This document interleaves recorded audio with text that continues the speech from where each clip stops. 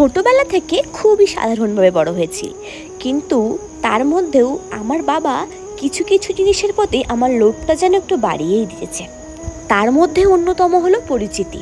ছোটবেলায় আমাদের অঞ্চলের মধ্যে প্রতিযোগিতামূলক কোনো কিছু হলে, ওই ধরো কবিতা আবৃত্তি প্রতিযোগিতা কিংবা কুইজ কম্পিটিশন, বাবা প্রথমে আমার নামটাই লেখাতো, আর আমিও বাবার হাত ধরে পৌঁছে যেতাম সেই সব জায়গাগুলোতে।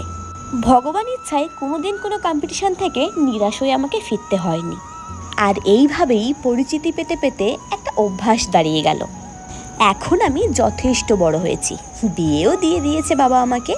এখন তো আর বাবার হাত ধরে এদিক ওদিক ছুটোছুটি করা সম্ভব না, কিন্তু একটা জিনিস খুব প্রবলভাবে আমার মনে প্রভাব ফেলেছে। সেটা হলো আমি কোথাও যেন নিজেকে হারিয়ে ফেলছি। বাবা সেদিন ফোন করেছিল, মনের যত আক্ষেপ ছিল সব খুলে বাবাকে বললাম। বাবা বলল, ধুত পাগলি মেয়ে, জীবনটা কি থেমে থাকার জন্য?